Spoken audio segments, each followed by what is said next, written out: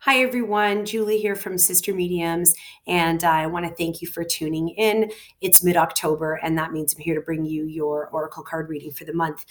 We try to do this for you at the beginning of the month and at the middle of every single month, where we ask our angels, our ancestors, our guides in spirit, and our loved ones, of course, for the guidance that you need moving forward.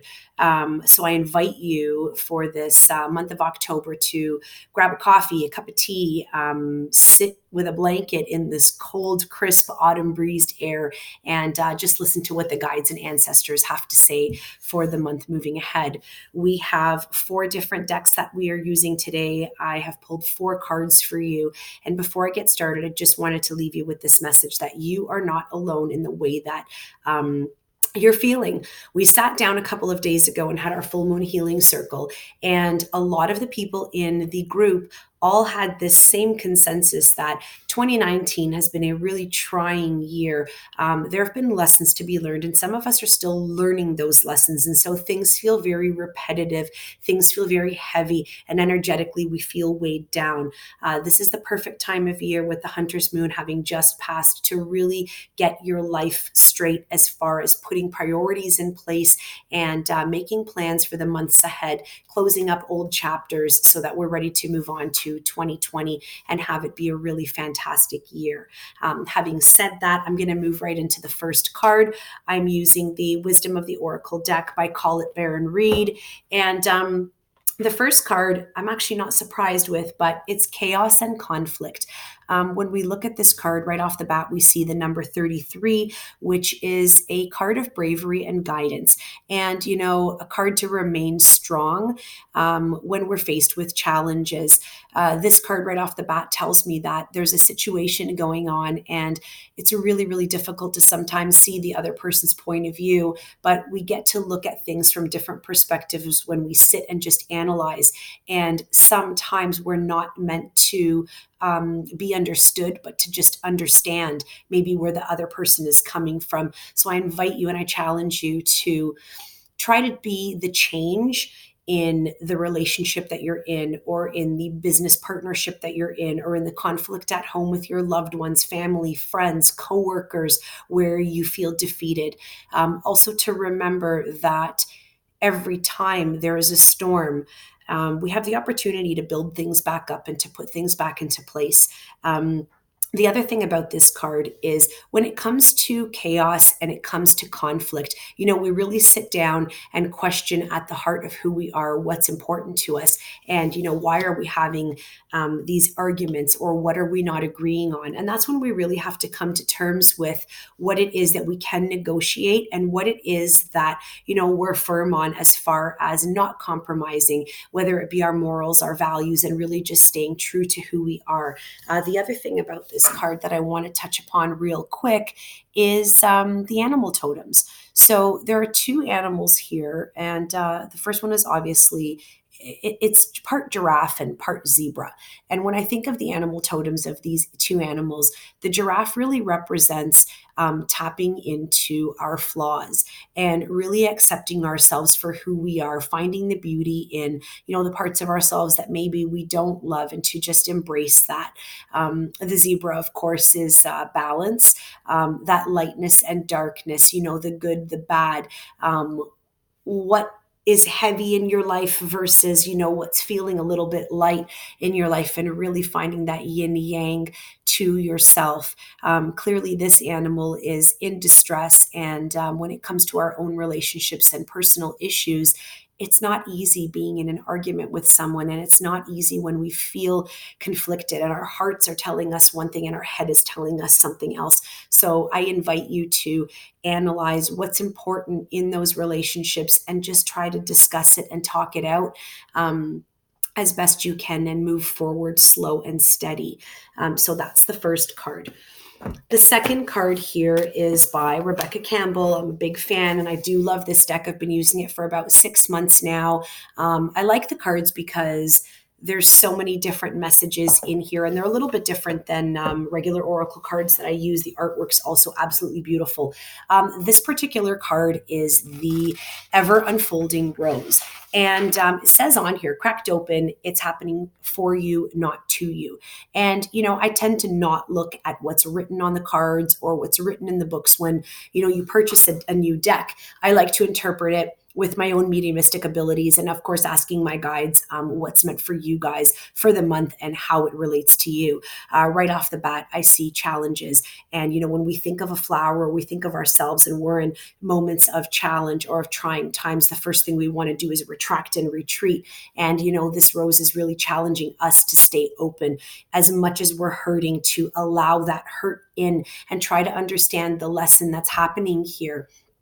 The other thing about a rose is you've got this beautiful, fragile flower petal, but don't forget that its stem is very strong and well equipped with thorns. And those thorns are the protective side of us. We all have this protective shield that surrounds us. So don't be afraid to get hurt. The other thing to remember here is that every time we go through moments where we do get hurt or there are challenges, it really makes us and pushes us out of our comfort zones to find those strengths. One big thing is that if we're not making mistakes, we're not learning. And if we're not learning, we're not evolving, we're not pushing ourselves forward. Okay. Things fall apart in our lives, but we always have the opportunity to get back up and to make something more. So what I would say here is keep watering your rose, keep moving forward and allowing yourself to open up to new challenges, to open up to new experiences without being afraid of all of the new things coming your way. The other thing here about this card is that we need to understand that things happen to us at a pace and at a time that we're ready to handle them. And so we also can't force that bloom of a flower. They're going to happen on their own time. So we might be questioning and wondering to ourselves, well, why am I going through this now at this point in my life? There's obviously a greater lesson to be learned. And don't fear that, because once that lesson is learned and you move from that, you're taking those experiences with you. And I love that when we have a new experience, it's something new that we can share with others. I always say that we don't ever understand what we're going through in the moment. It's always after the fact that we look back and say, that's why I had to experience that, or that's why I had to go through that. So embrace the ups and downs and understand that that rose is ever blooming and that your lives are always changing and moving forward. This next card here, this one is Energy of the Oracle cards here. And this is Sandra Ann Taylor. Love this deck too. I'm really drawn to it because I find that it really speaks to what's happening in people's lives, and without sugarcoating things, it just speaks to the point. And again, this is a card that is really hitting home with a lot of people. It's financial constraints. At some point or another, we all have challenges. We all have struggles. The big thing to remember here is that 9 times out of 10, we do have more than what we need. Big difference here between what we need and what we want. And especially when you look at this card, the cupboards might seem empty, but enough there to absolutely provide. The number 13, very strong, powerful number, a sign from your angels that they're here to help you manifest. And so start thinking with that train of thought, or start training yourself to think, I want to bring in more financial stability into my life. Where can I cut back? Start focusing and meditating on the things that you can do to bring more positive mantras into your life, where you can say, today I'm financially stable. I have all I need. The universe will provide for me. Saying little things like that, repetitive over the course of the day, or even when you wake up in the morning, it really just changes and sets the tone for what's to come. This could also just mean that you're flooded and have had a month where you're overwhelmed with bills, with finances, feeling that feeling of being trapped and stuck in a situation. Also, just going out and being able to want to splurge and not being able to right now, and understanding, hey, this card's being pulled to tell us all to buckle down a little bit. And, there might be a time where you're a little bit more financially at freedom and, have the liberty to go out and do and buy what you choose. But sometimes also those moments where you're making a little bit more than you normally would, tuck that away for a rainy day. We never know when things are popping up where we need to pull some extra cash, but that's what that means. Also, the number 13 is a strong message from your angels that you are loved and to keep spreading kindness. So that's a great card there. The card that I resonated with the most this month was the Smoky Mirror. And this card is from a beautiful deck that I love to use. It's Mystical Shaman Oracle deck. This is by Alberto Villaldo and also Colette Baron Reed. They teamed up together to create this deck. And I just love it. It's very shamanistic based, but the message in itself is, again, just very, very strong. It's about appreciating, okay? And about what you see when you look in the mirror. Sometimes we look in the mirror and we're not happy with the things that we see. And sometimes we look in the mirror and we're blurred by what we want to see versus who we really are. This card really challenges you to look at your authentic self. And I want to say it almost forces you to sit in a meditative state and say, what are the parts about myself that I love and what are the parts about myself that I dislike? When it comes to authenticity, at the end of the day, are you happy with the person you are, the energy that you're executing? That whole saying, your vibe attracts your tribe. It's so true because I want you to sit and really question when you look at yourself in the mirror, the energy you execute to other people and the energy and the company that you keep on a daily basis. Are those people lifting you up? Are those people bringing you down? Are they here and speaking uplifting words to you? Or are they the kind of people who speak negatively and just drag you in and bring you down?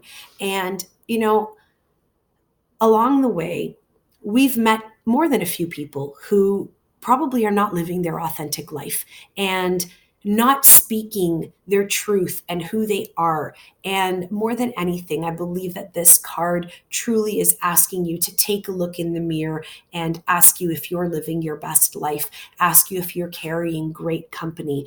The number 47 is also a number of appreciation. It's a number that represents you not being so hard on yourself either. Give yourself a pat on the back for how far you've come, but ask yourself if the reflection that you're seeing really resonates with where you're going and the message that you're trying to send out. More than anything, I think that's the big thing here. The tribe called blessed, that's what we call ourselves because the people that we surround ourselves with on a daily are people who raise our vibration. They're people who help lift us up. They're people who spread that word of kindness and really helping others. And we always say if we can help someone else, then we've done our job. And I hope that when you look in the mirror, you can really resonate with what you're seeing and saying, yes, I'm living my best life and being and doing exactly what I want to do. And, on the flip side, if you're looking in the mirror and you're saying, crap, I hate my job, or I hate what I do, or I really dislike the company I keep, and I've got to let go of those friends because they're heavy and they're inauthentic and they weigh me down, make the change. There's nothing wrong with cutting ties in your life and saying, I need to work on me so that when I do look at my reflection, I'm happy with what I see. I'm happy with what I'm putting out there to other people. And that's probably the biggest message that I want to leave you with today. I do want to thank you for tuning in. I hope that you had a beautiful Canadian Thanksgiving with your families this month. And I will see you again in a month's time. Have a wonderful day. Blessings on blessings as always.